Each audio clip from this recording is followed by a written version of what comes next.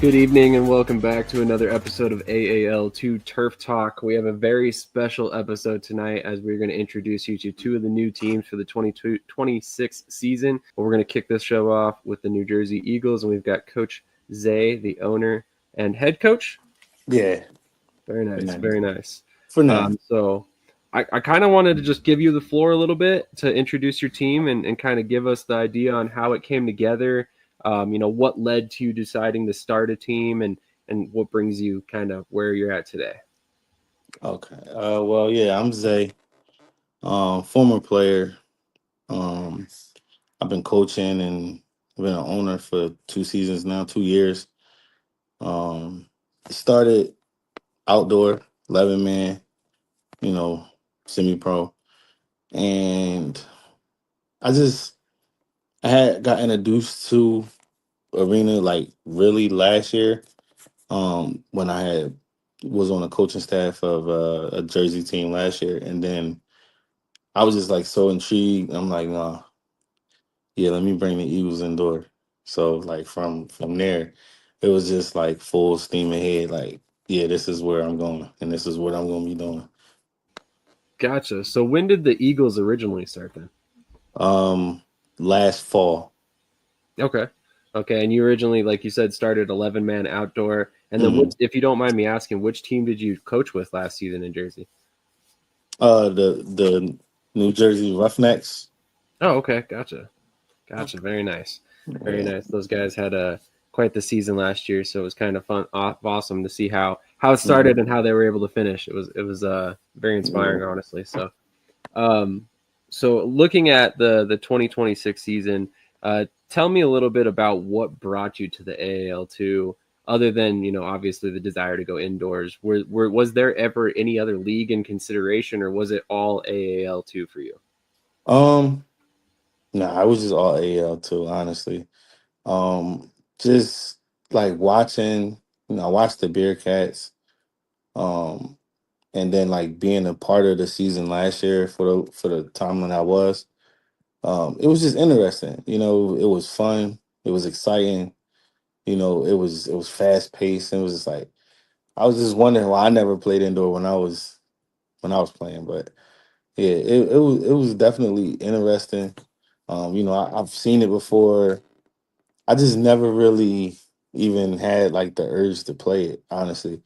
And then, just seeing it like firsthand last year, I was just like, yeah, I'm interested. Like, let me put this on my bucket list. Like, let's get this done over here too. And that's what I did. That's awesome. Talk to me a little bit about your coaching staff. Who else is on the staff other than yourself? So the president, Wendell Washington, Lester Cream, he's gonna be Mr. Everything. A lot of people in the football world know him, Mr. Everything. Um, Miss Robin Owens, she's gonna be in the front office. Wooch Woods is our OC. And Wendell Bates is our DC. Um, Coach Dreddy, he's coming on in the front office. Um,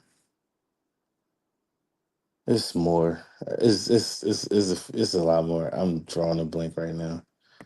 But yeah, those are like what we have in place right now. We got our OC, got our DC. We filling out some position coaches. Yeah, we ready. That's a pretty robust staff for the AAL2, and honestly, that's always a good thing. I think that gives the players the best possible chance to develop, which is what it's all about, right? So, talk to me a little bit. I mean, obviously, you said you started in semi-professional outdoor football. Obviously, same kind of thought process. You're kind of working to develop players for a bigger purpose. How have you kind of been able to help guys, grow as players and also men off the field? Oh, that's what we aiming to do.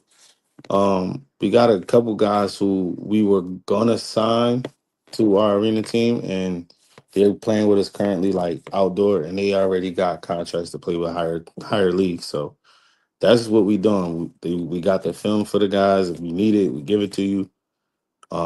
We even have people who can put together like little tapes for you and stuff like that. So you can send the teams. So that's really what we're about, is getting them out of their current situations into a better one.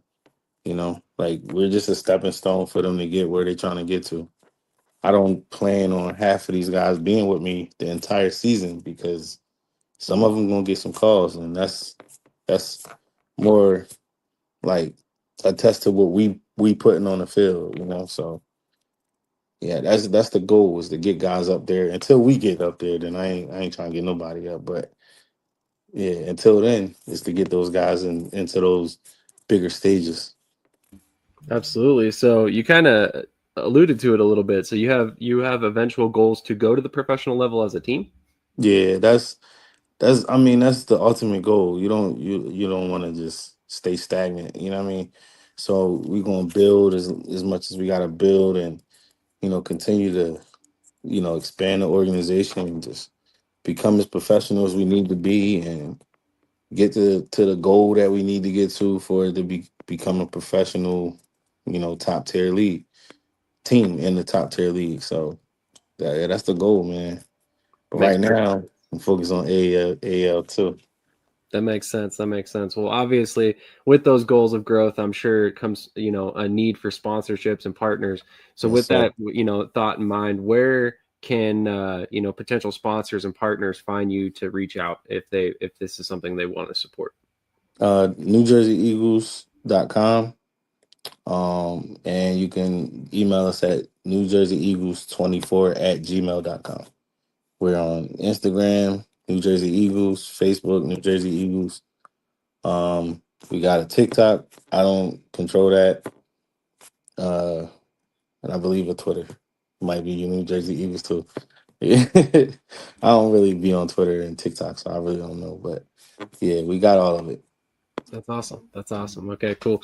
So yeah, if you're a potential sponsor in the New Jersey area looking to, find a way to help some arena football teams, why not reach out to the New Jersey Eagles and So see if you can't jump on board and develop a nice little partnership there. But have you begun to sign any players for the 2026 season as of yet? yeah, we have. Yeah, we Um, have. Tell me about a couple guys that you feel fans should be excited about this season. Quarterback, Damian Doggett.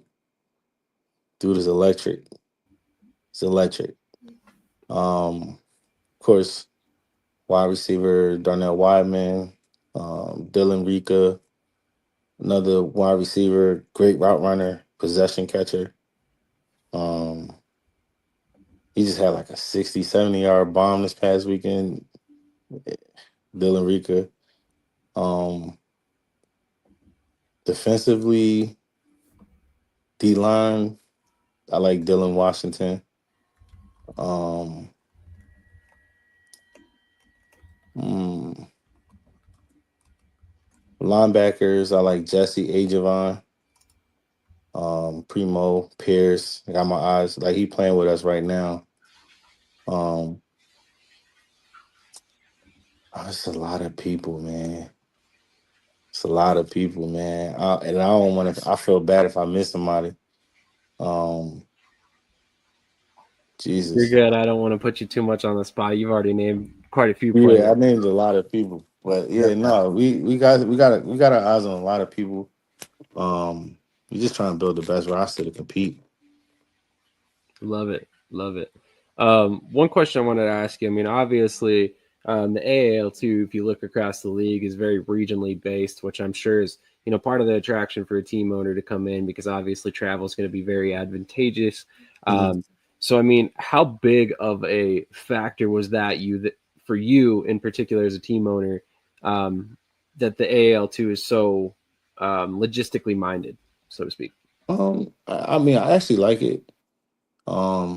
It's not bad. It's fun. It's a good travel. It's able for us to get a little bus and go 5-6 hours sometimes. Have a little fun together as a team. So it's nothing too strenuous. Nothing that can't be done. And just from being with the team last year, I seen AJ did a really good job of like making sure everybody was like accommodated the way they needed to be. So yeah, it's gonna be good, man. I'm excited about it. Absolutely. So with that, obviously comes some regional playing partners and some potential rivalries. Obviously you've got the in-state rival with the Tri-State Panthers. How important was some of that stuff, and has there been any talks between you and the Panthers on how you guys can kind of hype up that rivalry as a group? Uh, when it comes to that, I mean, it ain't really much that got to be said about that because there's people on the outside that's going to make the rivalry itself, So as far as me, I don't have any clickbait on that. I don't. Is the rivalry is going to happen on its own. Um, just for the close proximity. Some of the players that we may have shared over the past couple seasons. So you know, yeah, I'm not going to edge that on, but Oh no, I'm sorry, I wasn't trying to no, imply no, that. no, no. I'm not. I just know that like that's gonna be a easy like clickbait type of situation just because of the distance between each other. So yeah, I'm expecting people to make that like the rivalry, but Of I'm just course. here to play football, man. Of course, of course. Obviously there's many other teams, regionally that you guys will end up playing. Hmm. Pittsburgh Outlaws, Steel City Stampede, Maryland War Hmm. Eagles, as well as the Virginia Legion, which have come in 2026, which we'll be talking to here in this episode as well. Right. Obviously those aren't in-state rivalries, but obviously regional rivalries. So I think those are going to get some hype as well, I imagine. Hmm. Yeah. Um, on another side of things, we talked about the developmental aspect of the AAL2 a couple moments ago and how important it is for you to be able to provide opportunities for you guys to move up. With that in mind, how big of a factor to you is it that the AAL is now back in 2026, and how big of a draw was that for you as a developmental owner currently? Um, I mean, it was big, like, and just hearing some of the things that's going to happen for the players. Um, you know, Nothing was posted publicly yet, so I won't be the first. But just some of the things that the league is doing, and some of the ways that they're helping the organizations, and just kind of like making sure that we all on like almost a level playing field. It kind of makes it a little easier for us a little bit. And then it just also makes it more attractive to the players that the league is, more involved. It's just not just this is the league, here's the rules, and just go play football. So I really like what the league is doing. I can't wait for everybody else to start hearing some of the things that he got going on. But yeah, I'm excited. I think it's gonna be a really, really exciting season. Um, yeah, I'm excited for some of the things that's about to happen, especially for the players. You are not the only one, my friend. I am very excited for the 2026 season as well. Yeah. I think some of the stuff coming is going to really have fans excited, and I can't wait for some of the announcements to come. Yeah. Trust me, if you're watching this, you're going to enjoy some of the stuff coming. Um, man, we've talked about the coaching staff, some of the players you guys have brought in. Your draw to the AAL2. Is there anything you want to kind of leave fans with as we kind of let you go for the evening? Just go birds. Just stay tuned. We're gonna be exciting, man. That's all. Just stay tuned. Love it. Love it. Well, thank you so much for your time tonight, sir. Very excited for 2026 for you, the Eagles, and all the other teams that Appreciate have it. joined the league as of right now. I mean, honestly, looks like one of the strongest seasons in a long time for most arena Yeah. leagues. So, very intrigued for this season. But thank you so much for your time, and No problem. look forward to speaking to you more this season. Yes, sir. Go birds. Absolutely.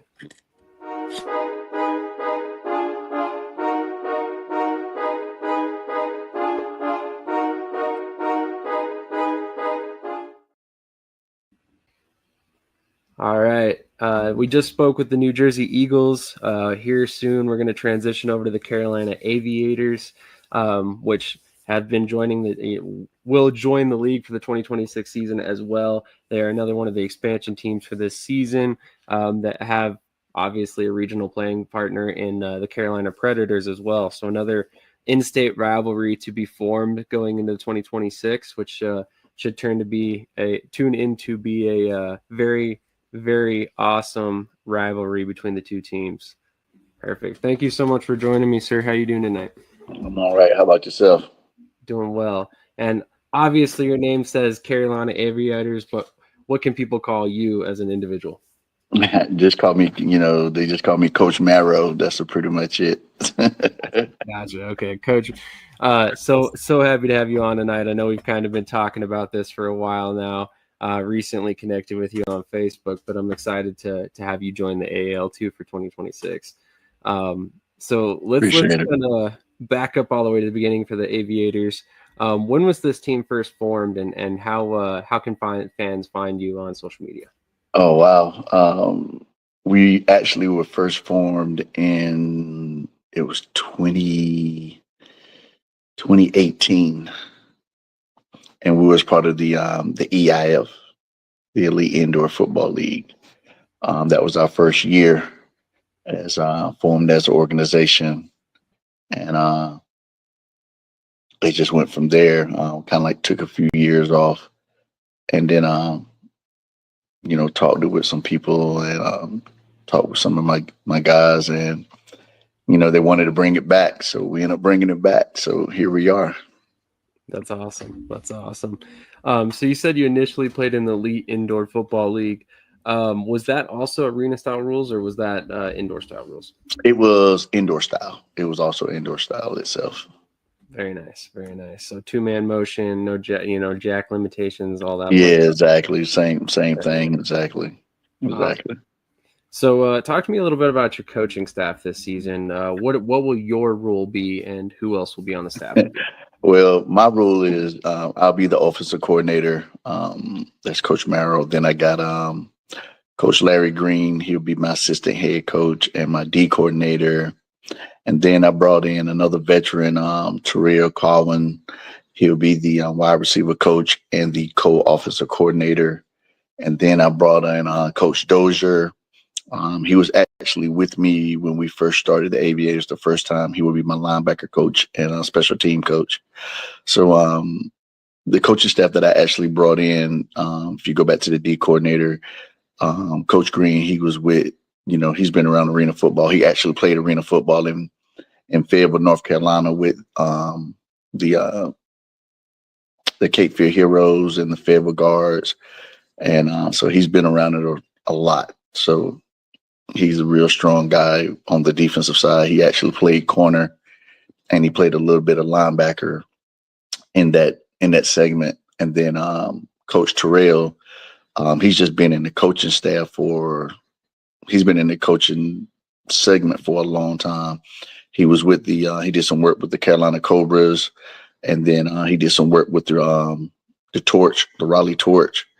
So he's been around the arena game, and he's done a lot of work with minor league football itself. And then myself, oh my gosh, my history is too long.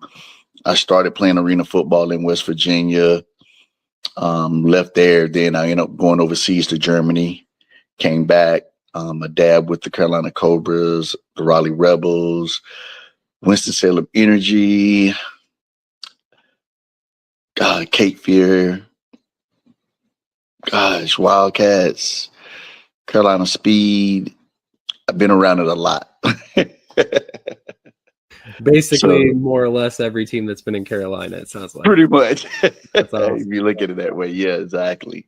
But hey, that's kind of awesome. I mean, because if you think about it, now you're bringing a team back to the region. You've got very deep ties to the region. I'm sure you've got connections throughout, and hopefully that builds up quite the hype for the team. Yeah, exactly. It will. So have you guys begun to sign players for the 2026 season as of yet? We haven't started signing yet. We have a few on the bubble that we're waiting on right now. Hopefully by the middle of next month, we're going to start doing some signings then, and posting up signings and letting everybody know who signed. If you want to keep up with that, you can reach us on Instagram at Carolina_Aviators. And then you can reach us on Facebook, Carolina Aviators. We do a lot of posting on there, and giving out a lot of information about what we're doing, how we're doing, and what's going on with the organization. Absolutely. With that involved, I imagine there's still tryouts to come throughout this off season. Yeah, it is. We just had one this past weekend.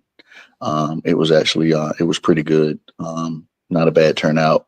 Had some promising stars in there. We had a good safety to come out of it. We had two good receivers to come out of it. We had a good linebacker, a good running back that come out of it. So it was a real good workout. So we hope to we're going to bring them into the next tryout and just see how, they don't have their first taste of the workout, see how they do in the second workout, and we're going to go from there. There you go. There you go. Always a productive workout if you can find some players you believe are good enough to make the team. Yeah, exactly. Not always the case, obviously. When did you initially become aware of the AAL2? Well, when I first got started, I was coaching in the AAL when it first started. It goes all the way back to when the I can't even remember the commissioner. God rest his soul. He had passed away, and it was taken over by a gentleman. I can't remember his name. So I was a part of the AAL back then when it had about 15 teams, and then AJ and them, they end up buying the rights for the AAL, and I was like, oh, this is gonna be awesome. So he started, they started the AAL2 and went from there. And I like what they were doing, the organization itself, how they were putting everything back together and just bringing it back to the old school, the original arena rules, with the one high and the backer and everything. And you can utilize the tight end. And, they kind of like brought the original feel of the arena football game itself back. And by them doing that, that made it feel a lot more arena-like football. So, it's just been a blessing being with them and just growing with them as an organization. Absolutely. And rest in peace to Jack Bowman, the former commissioner that passed away. Yes. So, obviously the AAL2 or the AAL and the AAL2 has a rich history that has kind of brought them to this point. So with that being said, obviously you had experience with the AAL previously. How big of a factor was the AAL coming back in 2026 in your decision to bring the Aviators to the AAL2? It really wasn't a big decision. It was an easy decision because of the fact is when you look at all these leagues that were coming up and then shutting down, teams popping up, teams shutting down. When you look at what AJ did with the AAL2, and it's been consistent for going on 4 years now, and steady growing. And I think this is the biggest growth I've seen in the AAL. And then the blessing of it was with the Columbus Lions and the West Virginia Miners coming over. If a lot of people know about the arena game, if it goes all the way back to when you had the AFL, and then you had the Arena 1, and then you had the Arena 2. So you had that kind of like that farm system for the Arena 2 to be able to go into the Arena 1. So it kind of like brought that feel back to it. So that made it was an easy decision. It was a very, very easy decision. Love it. Obviously what this is all about is developing players and, making them better as players, but also as men, hopefully off the field and more professional as they move up. Definitely. Yes, definitely. But I personally think those ties to the AL are going to be incredibly important for the players that are signing with the AL2 teams, because you have a guarantee that you're going to be seen by professional eyes. Exactly. So it makes perfect sense. So one thing I love about the AL2 and the AL, and this is something I just talked to the Virginia Legion about, is that it's very regionally based. So some of the travel can be very nice for you guys. Obviously, you got the Predators there in Carolina as well. And then you also have Peach State Cats, which are not terribly far away, and Tri-City Rivergators, as well as some other teams in that region. How important was for you as a team owner to bring the team over? That was a big part of it, because when you look at a lot of the other arena leagues, the travel is what's killing the leagues. You know what I mean? If you look at the IFL, it's a great league. It's been around for years. I always say it's kind of like the GOAT of arena football itself. And you look at when they first started, you look at how their region travel was, with Sioux City and North Dakota and South Dakota, and you had all those regions that were right there close. And I think the fact that everybody started to try to feed off that was even made it a bigger, I don't know if you could just say, it just made it more easier for travel. That means your fans can travel with you, and that's what you want. You want to be able to have your fans travel with you, to be able to follow you and go to the games. Just like if you would look at like college, or you look at the NFL, or you look at that, you can be able to, your fans can travel with you. So I kind of like that part of it, and that makes it easier for the teams financially to be able to grow financially. When you got new teams coming in and they're starting out from ground zero and they ain't got to do a whole lot of traveling, that's financial ease on the teams that they can grow from. So that's what I really like about the AAL2 and the AAL itself. That's a great point, and that's something that we didn't actually touch on with Virginia, is that the fans can travel with you, especially to a game like against the Predators, regardless if it's in your arena or theirs. I would imagine there's going to be some crossover there, which is good for both teams realistically. Yeah. So that's definitely something that sticks out to me in the AAL2 and the AL as well, is that they keep in mind that this is a business. Teams have to be able to be money conscious while they're exactly. So it makes a lot of sense to me. But we kind of talked about it there. You have the Carolina Predators, you got the Peach State Cats, you got all these different teams in the region that have rich histories in their own right. That can obviously work to build some of those rivalries that we talked about like a moment ago with the Eagles and the Panthers and all that. So which team in particular, obviously I imagine the Predators pretty high on that list, but are there any other teams that you kind of look to build that rivalry with in your region? Honestly, the rivalry is Peach State. That's fair. Because Peach State, we did a lot of battles with Peach State when we were in EIF. So it's really Peach State. Hats off to the Predators. They've been around for a few years. They have a steady organization. Their organization has really been stabilized. You know what I mean? So to grow that in-state rivalry, that's just kind of like, when Carolina plays Duke, they call it the backyard brawl, and then you got, the in-state with Carolina and North Carolina State. So hopefully we can kind of like, build those kind of rivalries up to where fan wise, financially wise, and just entertainment wise, we can be able to build that up and make it grow, and hopefully, make something real big out of it. That would be great. Absolutely. Any fun ideas for the potential rivalries with the Cats or the Predators? Right now, not right now. We have a new logo with ourselves as with the Aviators. It's ground zero to the end zone. So and like the Predators, they always on the prowl, and like Peach State Cats, same thing. It's kind of like how do you create that magic where it's like, people be like, yo, we got to go see this game. We got to go see this game. And I think with Peach State, their D coordinator, Coach Sanders, me and him, we used to play against each other, and it's a battle. It's just a battle with him. So it's like the battle of the minds that, been knowing arena football. I think that's why Peach State, I think, is going to be the highest on the list, because of the friendship that me and Coach Sanders have, and Coach Monty, Coach Monty has, the owner of the Peach State.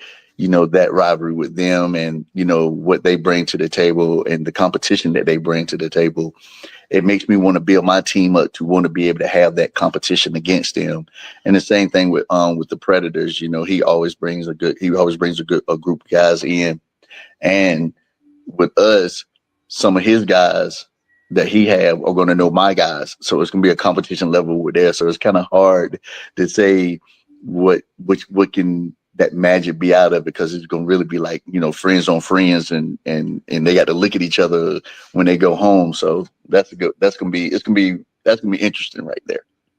Definitely. On that note, if you're watching this and you have any good suggestions for what we could name some of these rivalries and, maybe build up the hype a little bit, please, by all means, drop them in the comments below. We will definitely take them all into consideration and see if we can pick a great name for some of these awesome in-state rivalries. But obviously, we talked about it a little bit ago. You have the background in the AAL. You have the background in the AL too. I imagine with your experience, you've got ties in many leagues around the world right now to help players kind of develop and get to the next level. Talk to me a little bit about some of the players that you've coached over the years that have kind of made those leaps and kind of paved those paths for future players in the AAL. Wow, that's I don't know how to say it. Like if you ask some of the players, they call me the loudest. I even heard fans say I'm that kind of like the loudest. My guys know that I'm a very, very aggressive coach. I'm very, very aggressive. But in the part of being so aggressive, I build them up. I don't tear them down. I kind of like, make it make sense. You know what I mean? If it doesn't make sense, why did you do it? So if it makes sense, okay, good. I'm not going to praise you when you do a good play. I'll be like, yeah, that's a good job. But what I teach my guys is if you're doing a good job, it's not a lot of praise to be doing because you're doing a good job. It's when you mess up is when I get on you, because then we know how to fix that problem. I guess that's how I work backwards. I was coached like that. Even when I was in college, my coach never praised me when I did good stuff. He never praised me when I did good. He always got on me when I did bad, because if I did bad, we correct the bad and it never happens again. So now he can just look at me and be like, there you go, dog. That's how you did it. You did it. There we go. And that was it. And I just learned it, and it made me feel good that way. Even when I played overseas in Germany, Coach Cliff, he was the same way. And I was like, is this something just natural? Or is it just me? Am I just attracting people that just don't want to tell me when I do good? They build me up when I did bad. That's what you want, if you look at it that way.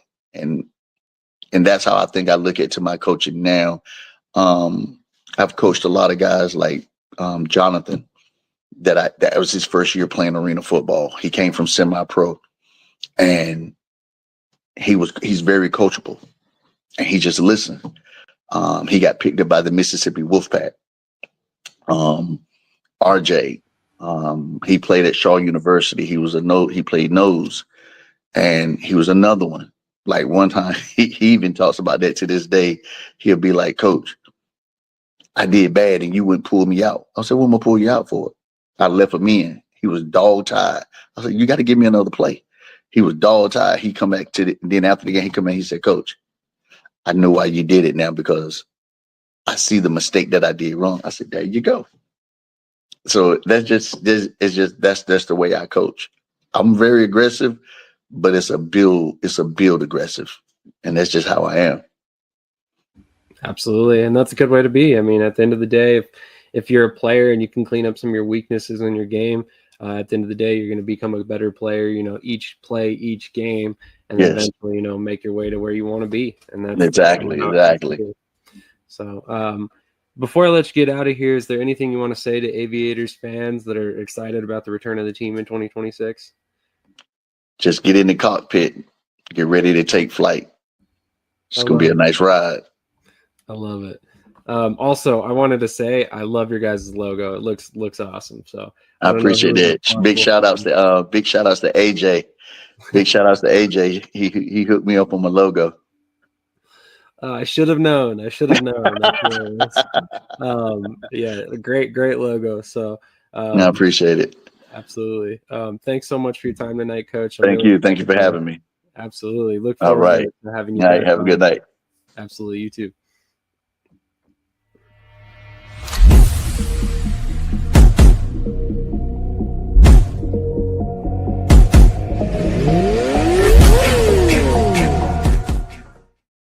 How many times a week? Like three or four times maybe. I gotta pump those numbers up. Those are rookie numbers in this racket.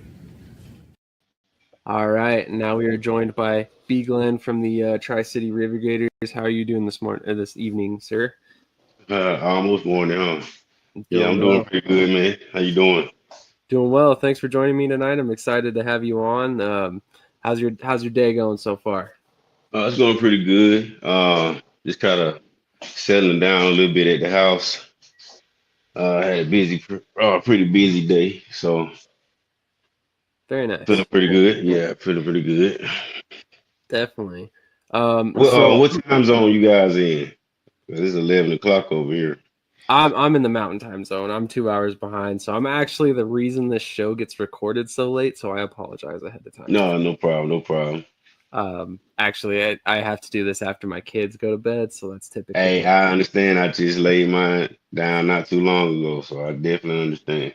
Awesome. On that note, I won't take up too much of your time, but Yes, sir. I did want to ask you, and obviously this is kind of a big deal to me in particular, but I noticed that you are doing a kind of a group combine with the NLFA, the Mississippi Wolfpack, and the Louisiana Rouxgaroux. Yes, How sir. did that all come about? I think that's a great opportunity for players. So it's all about who you know a little bit. I have a lot of people that work for me, man. One of them, my Coach AG. He has ties to the arena world, to HBCUs. He has quite a handful of connections, man, and he knows his way around. And he does these showcases, which he call combines now and pro days, for the players, for his returning players, and how he farms his system is through athletic engineering. So the guys that he trains, he gives them the opportunities too. And now those guys, we train them and they come to the Tri-City Rivergators too. If they want to pursue a career here, if they want to go back to college, if they want to go try to get on the Rouxgaroux and get to an NAL team, or the Mississippi Wolfpack and want to get to an AAL team. I just kind of we look at things from a different microscope. Um, like it's everybody. If we pump good players into the other teams too, it makes it fun. It makes it more fun for me. You know what I mean? Like now I know, hey, we got this guy over here, and like one or two of our guys went to the Mississippi Wolfpack. We played them last year, right? So uh, we're gonna get those guys. We're gonna see those guys again. That's gonna create that rivalry. That's gonna create that fun, man. You know what I mean? Like actually bringing back fun. It's a lot of guys they real stiff around here, man. About it. Want to elevate a little bit more. Let's go. Let's have some fun with this. Let's come to the combine. Let's get together and y'all come too and come find some players. It's for everybody. So that's what we doing in Tri City, man. We trying to get more players attracted to our league, from other leagues. It might be some IFL guys, they from Georgia, but they got to play in freaking Wisconsin, and make $250 or $300 a game, maybe have enough money to fly back home and see his kids and go back because he's chasing his dream. We need to make that way more better for these players and their lives and their family, because they bringing us entertainment, they bringing us, revenue supposed to be, with our venues, and they bringing that stuff to us. So we got to give it back some kind of way. No, I love that. And I was curious. I mean, if a team outside of the four that we listed or the four groups that we listed wanted to be a part of that, who would they reach out to? And is there any sort of entrance fee or anything like that for players? They would reach out to Coach AG. I have him deal with the players and the coaching, the strategy, and how he does his pro days. I'm just advocate for him. I'm the GM of the Rivergator, so anything dealing with Rivergator operation, marketing, and I'm also a part owner too. Me and my dad own the team, so we keep it real base like that, baseline, because it just certain things we have, that he has more of a quick answer on than I would. But from my knowledge, on how he's doing this, yes, it's for every player. Any player that wants to be able to be a part of this, they come down there December 31st. You say what team you from, let's go. It's no rivalry in that area. You know what I mean? It's guys need the opportunity. It's coaches might need to have this. They look at this in a way like, hey, let's all jump on board for that. And make that great. Because that's what we're trying to do essentially anyway, and holistic, because of the fact that we have the AAL now and we had the AAL too. So that that makeup really, really brings in a more eyes to us, because now we're developing and people seeing results, and you want to make sure they keep seeing it. So yeah, that's my take on that. No, I think it's brilliant, honestly, and I'm I'll have to get AG on here at some point to get a couple more answers on that, because I saw it come about, and first of all, I love the fact that it's not just AAL and AAL two. You brought in Louisiana, which is obviously in the NAL, which obviously that doesn't happen a whole lot. So I thought that was awesome that you guys are willing to collaborate on something like that. But then also, it's just all about providing opportunities for the players. So I mean, if you not only have a chance to be seen by AAL teams, you have a chance to be seen by an NAL teams, and then also AAL2 and NLFA. So I thought it was a great opportunity for players, and I'm looking forward to hopefully it happening a lot more often in the future. But on another note, obviously, as you just mentioned, the AAL is coming back for 2026, which is kind of the professional version of the AAL2. And with that, there were some questions as to the teams that were going to fill out that league. And at one point, or at multiple points throughout the process, some people had speculated that Tri-City might be one of those teams. So I wanted to ask you, is there any hope or eventual desire to move up to the professional level, or is that something that's kind of on the back burner for right now as you kind of focus on the AL2?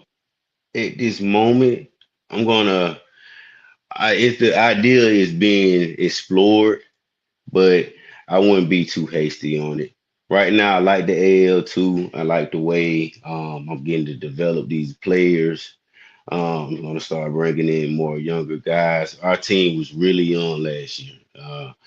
I think next to probably, no offense, Enrique, if you see this, probably next to Enrique uh, was probably 28. So, we just they rookies. Everybody were rookies, at that point. We had a few veterans, though. Mike Lee was a veteran. Damian Manning was a veteran. Big Mike was a veteran. So we had some veterans too. So, but for the most part, they were younger guys, never played. And we still competed, So that kind of takes that, for them to see it and feel it and understand that they got more time. And once a team actually does that, we could be pretty dangerous. You know what I'm saying? So I like where we at. I want to keep developing, and yes, it's being explored, but you also never know. Anything can happen.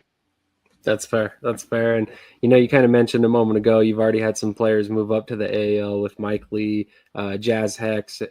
There probably are some guys that I'm missing in that list, to be honest. Have there been any others that moved up this offseason that I did not list? Jay Hicks, that's Jason Hall, and you said Mike Lee. I think it was just those two.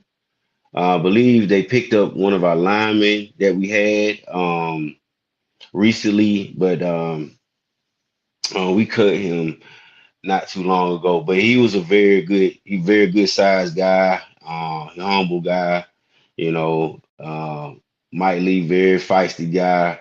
Jason Hall, hey, he got the heart for this, man. So I'm proud of them guys. I'm glad they got where they need to be at. We pushed them, we made them push on their social medias you know, to get active on that. And I encourage all players to do that. You know, take this time for your content. You see what my guy Sam's doing, our content. Me, I'm keeping this, you know, so I can save this for later, right? Content is gold, guys. Y'all have to understand this, you know. If you're What are you doing it for? You're doing it just to look at it later and say, damn, I made a cool ass play. Or you looking at it like, hey, I can market myself because people love watching me do this. It's people that can't do it, you know, it's people that wish they could. It's people that's, you know, cancer survivors and they played football once before and you wear the number that they played in and now they love who you are. You know, it really goes just that deep. That's how much this country loves this sport. And we need to maximize every, you know, nuances and niches of it. So we do that, you know, you formulate a formula that can't be broke. It I ain't gonna say better than the NFL, but it could be somewhere along those lines where um, people will love the grit where that we build in our sport, in the arena football, indoor football. It's the grit that come with it. These guys got some serious grit, and it's like, damn, you know, it's beautiful to watch it because you know you only got so many games to make it happen, and you got so many games you can miss or not miss and play in good or anything, and it's short, you know, short time. You know, you guys short field, so everything is maximized, and it's the best time to really get your name out there. You know what I mean? So I encourage all guys, get on your social media, man. Post it, your workout, what you eating, what you doing, family time. Um, hell, if you doing you know, if you telling your story about when you was a kid and you grew up and loved to play football, tell people that shit, man. You know, just tell them, tell your story, Build a brand. No, build I a love brand. you know, there's value in you utilizing your platform as a player to hopefully, you know, find other ways of making money, right? You know, that's what it's all about at the end of the day.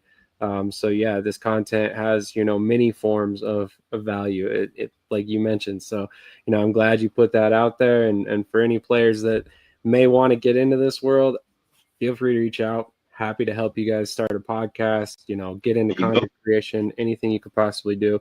We're always happy to help. So, um, And if talk to they me do about, that, I'm sorry, I'm already cut you off. no, you're good. My mind started buzzing, right? So any guys that's watching that, he just sent out an invite to basically collab and get your insight. He could jump on y'all show. If y'all close by, you can jump on his show. Could create a whole podcast for the room. It's endless. And the possibilities endless. I'm sorry, I just had to add that, man. Be No, real passionate you're about good. pushing You're that shit good. out there. You're good. Definitely looking forward to partnering with any and all players. I mean, we like to have insight from players and coaches and owners and all of that. Because I mean, I can talk about football all day as a fan, but I don't have the insight you guys have. So that's definitely why we always like to keep that pathway open for players. But Yeah. um, talk to me a little bit about your goals for the 2026 season. I mean, obviously a championship, but I mean, other than the on-field goals, what else do you want for the Tri-City Rivergators moving forward? The more likely thing that's going to happen is that we're going to get really, really good, right? And reason being is because my guys, it's a mindset thing. It's all a mindset reset when it comes to us. We have my liaison. Her name is Erica Savage. She's a life coach that we have, and she comes on every week and she talks to these guys and she teaches them how to use your neurons in your brain. Listen to me real quick. How to use your neurons in your brain to rebirth a vision on what you need to do in that moment without any emotion. I know that sounds like a lot, but it's exactly what it is. She was in a car accident, real bad car accident. And y'all can go to my website and check this out. You can check her name out, her books on there. It's www.rivergatorfootball.com. And you can check out her story. And she was in a bad car accident. It was raining, truck hit her. She went under the truck. They had to pry her out of there. Head hit the steering wheel. Boom. She basically turned into a vegetable.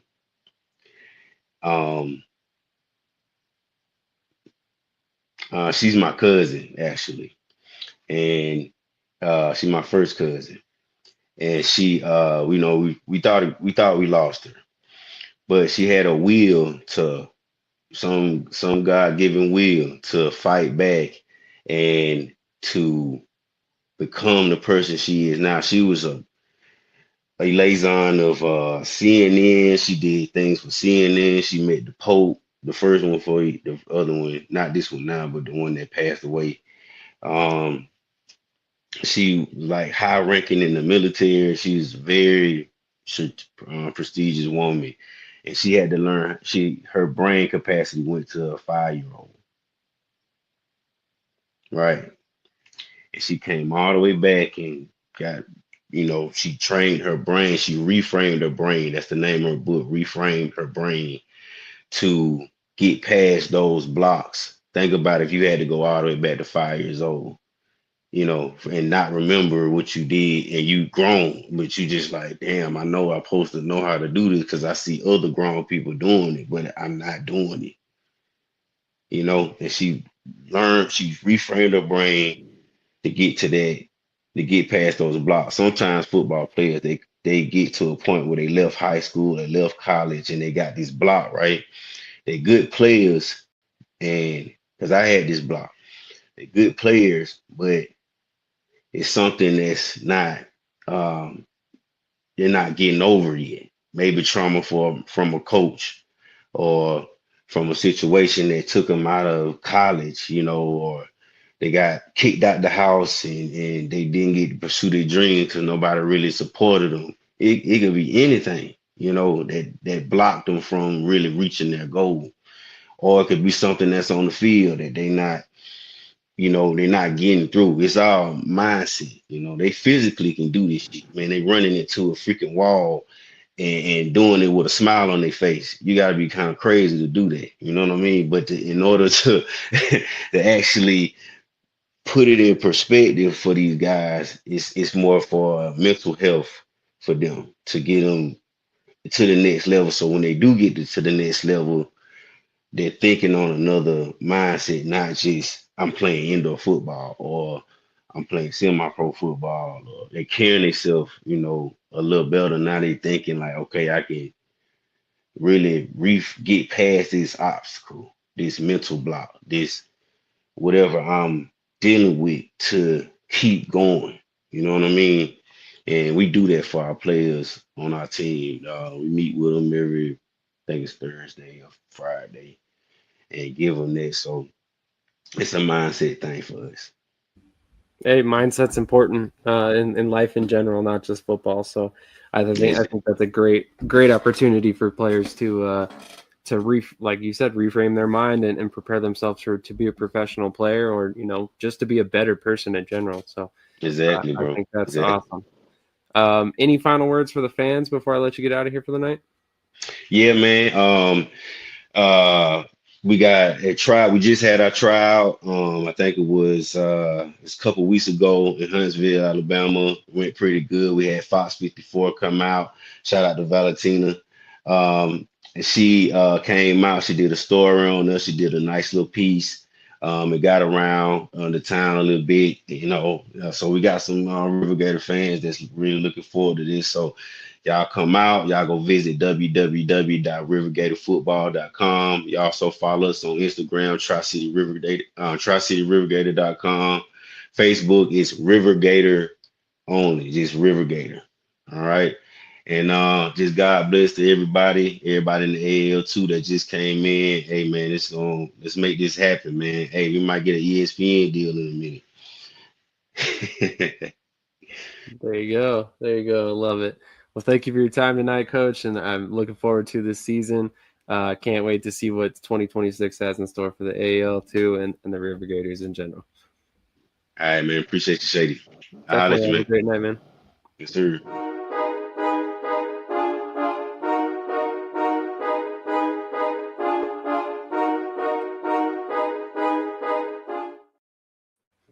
All right. We as we always do, we'll close out the episode with the commissioner himself, Mr. AJ Roque. AJ, man, it's been a packed off season for the AAL2. It seems like every week, sometimes every day of the week, there's a new team coming. The past couple of weeks have been pretty intense. So, I mean, I can only imagine you've been running around like a crazy person as of late to try and get all these teams on board and you know, obviously make all this work. What's it been like for you in particular? Like a kid in a candy store, man. You know, helping continue build this league. You know, the AAL2 and the AAL. So it's been fun and exciting, and we got a lot of things that's in store.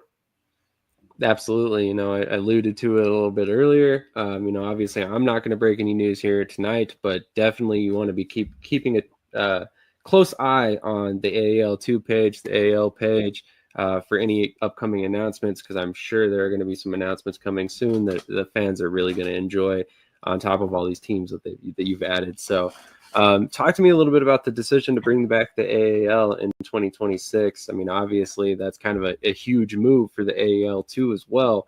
So what led to that decision for you guys? Finally being able to have, real professional teams, right? Everybody's like, oh, why take over the AAL and not bring back the professional side? Because there's not many true professional teams out there, right? IFL has theirs, they're in another class. AF1 is starting to build now, right? I believe they're on the road to getting back where, arena football used to be, back how the old AFL used to be. And we finally had that opportunity to have professional teams, and as the NAL too, they have some great teams in there as well. And here we are, 5 years later, well, 4 years later, but once the season comes around, 5 years since the AAL has took the field, as a professional league. It's kind of crazy how that all happened. I mean, who would have guessed 5 years later, here we are, 4 professional teams for the 2026 season. Talk to me a little bit about ultimately the way it all came together. Obviously we know Wheeling and Columbus decided to leave the NAL, most likely due to travel, and now they get to join the AAL, which is very regionally based. But what we don't know is the story behind how the Jersey Bearcats moved up, how the Mississippi Wolfpack decided to move up. I know the Wolfpack had aspirations to be a professional team in the past, but to be completely honest, the Jersey move up kind of surprised me a little bit. I'm not going to lie. So what went into that move for you guys? Well, with Mississippi, we'll start there first. They wanted to follow the footsteps of the Wheeling Miners, coming to the AL2 and then, moving up the following year. When this was just a thought of the AL coming back, they were one of the first ones I asked because they have the arena, they have the field, they have everything, right, already in place. So I asked, are you guys ready to, move, the next season? And at first it was no, we'll wait another year. And then as it went on and we started talking more and more about it, they were like, you know what?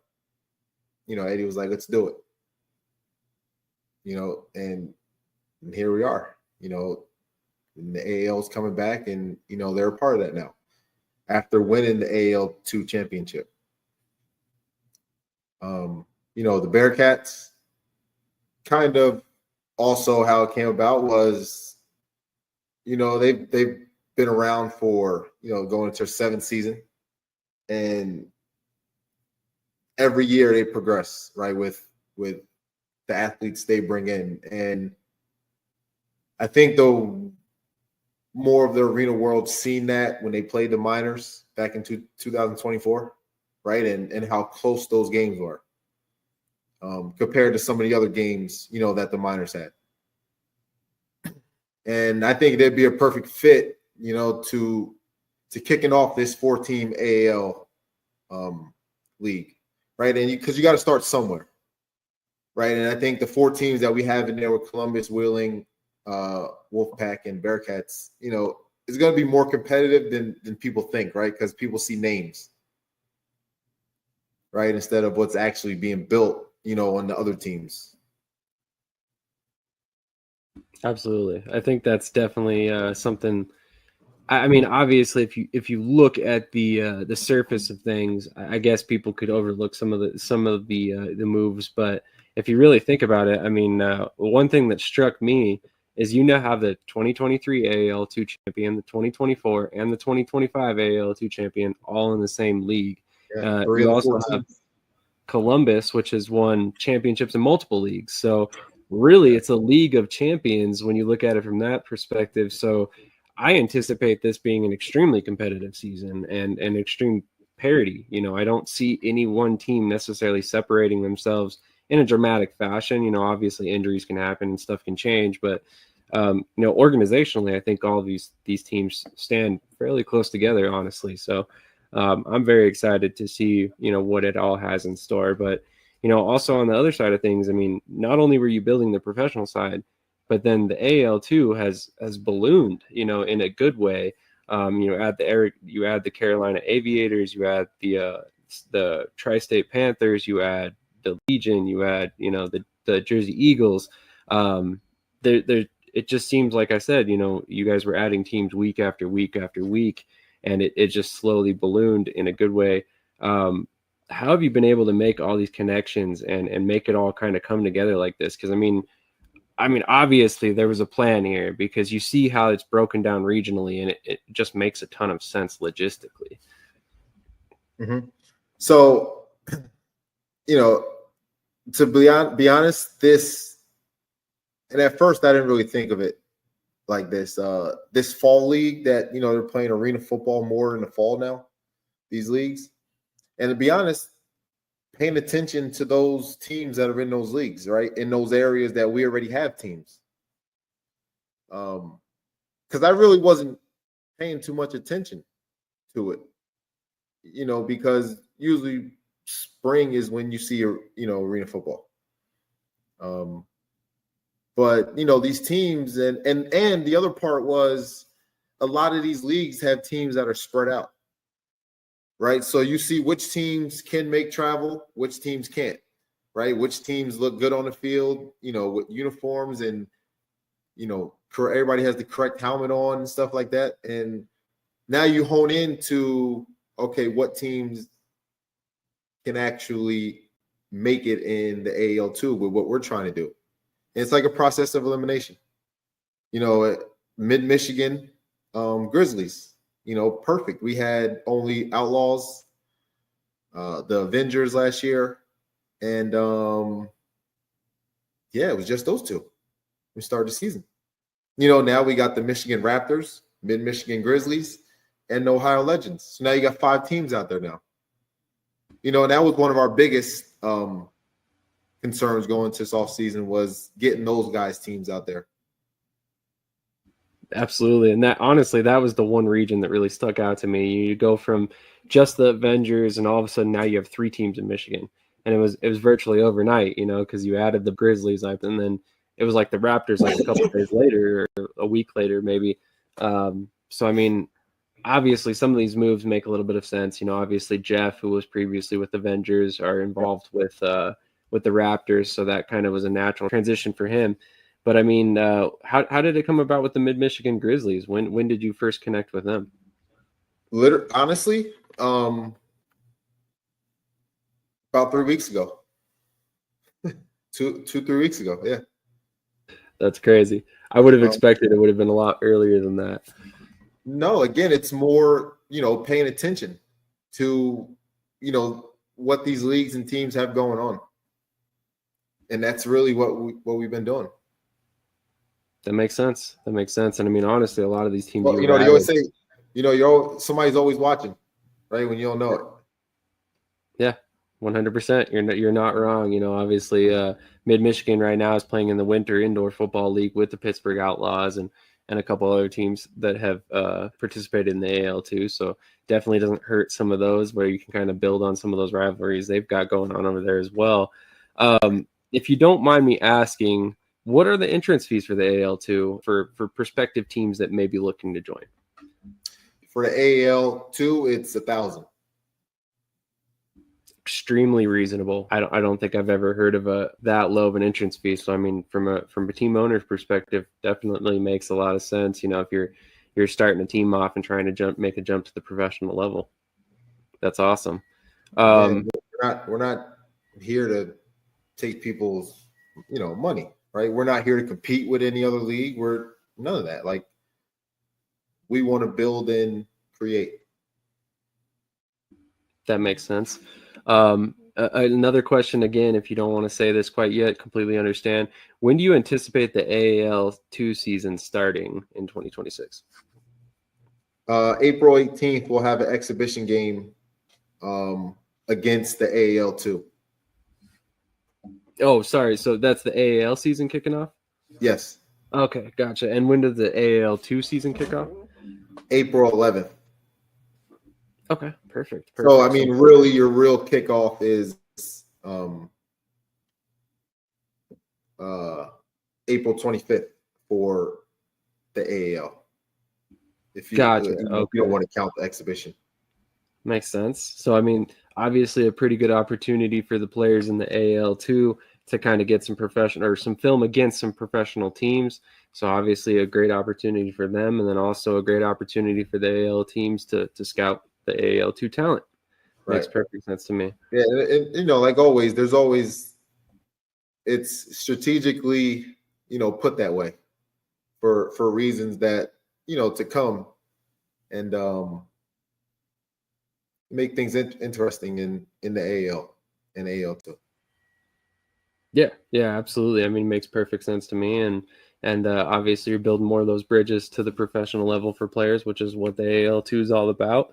So always love to see that. Man, I can't really think of anything off the top of my head other than those questions at the moment. I think we've basically covered everything that is public for the most part. Is there anything else that you want to kind of enlighten fans about in terms of either of the leagues for 2026 yet? No. Well, yes, actually, there will be some, I guess you'd call it interleague games, right? With AL1, AL2. Probably looking at like 2 or 3. The AL having 9-game season. The AL2 having a 8-game season. Right. And eventually we want to grow both leagues into 10 games if we can in 27. But again, everybody has to be able to do it.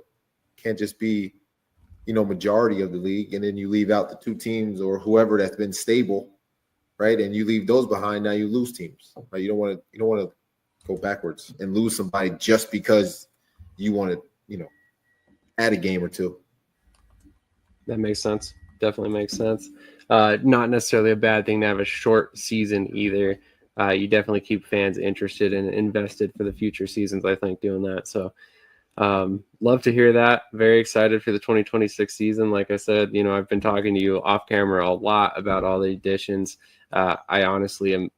If people are not already aware, like the AAL2 is definitely going to put some people on notice in 2026 as the premier developmental league. And I think, honestly, it's going to garner a lot more attention from teams at this level that want to eventually be, on that level with the AAL2, that while it's not professional football and it's developmental football, it's run professionally. It's arranged professionally, you know. So I think that's going to be the thing that separates the AAL2 from a lot of other leagues at this level, which I'm excited to see as it continues year after year. Any final thoughts for the night? We also have our, target that we're looking for 2027 already for the AAL2. So in terms of number of teams or adding teams, yeah. Very nice. Very nice. So, again, if you're a prospective team owner and you're looking to join the AAL2, while it sounds like they're almost done with or already done with expansion for 2026, they are definitely still taking potential teams for next season or maybe even this season. You never know. You might convince them otherwise. So, no, our schedules they're finished. They're done for both leagues. The AAL1 schedule has been done since September 16th. And, the AAL2 schedule just finished up being done. And, our next league meeting, November 15th, is when, everything is finalized. So you should see the AAL2 schedule and AAL schedule out shortly after that, before Thanksgiving. Very nice. Right, because we don't like the rush, because you never know what happens in that meantime. So we're not going to rush to get a schedule out. I guess like I always say, when something comes out from the AAL, AAL2, like it's real, and that's what it is. It's just not being put out to make it, make us look good. Makes sense. Obviously, you don't want to put out fluff and then it turn around and not end up coming to fruition. That's bad for everybody involved. So. Right. And sometimes it may not be fluff that, other leagues or teams, whatever, put out, you just never know what happens. But when we put it out, it's set and it's already in motion. Makes sense.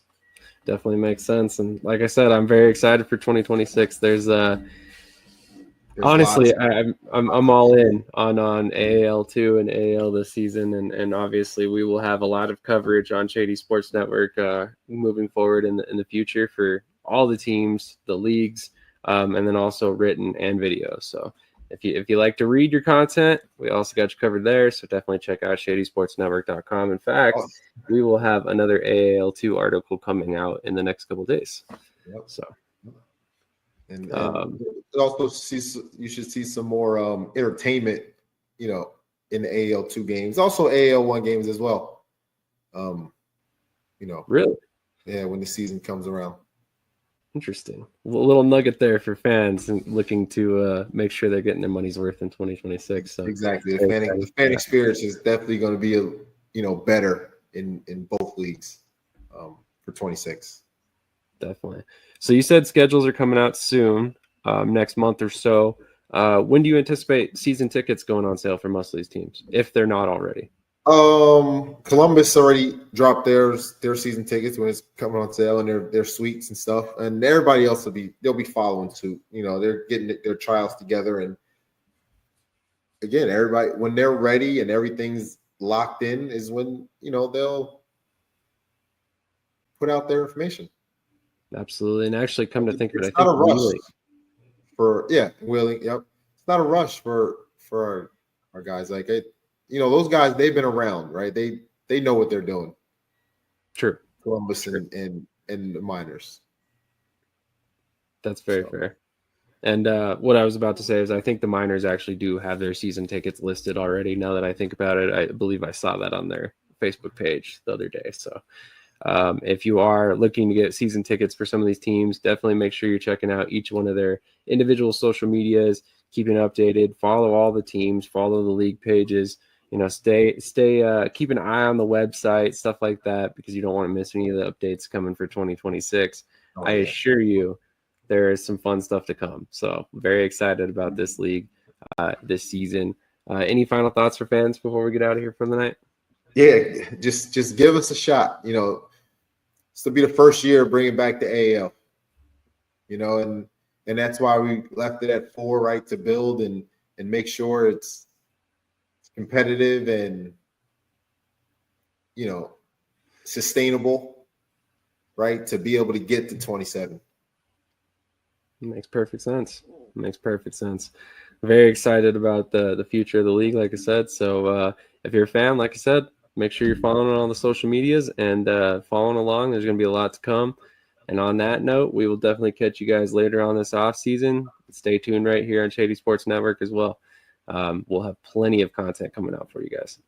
With that, have a great night. Thank you for watching. Appreciate all the support.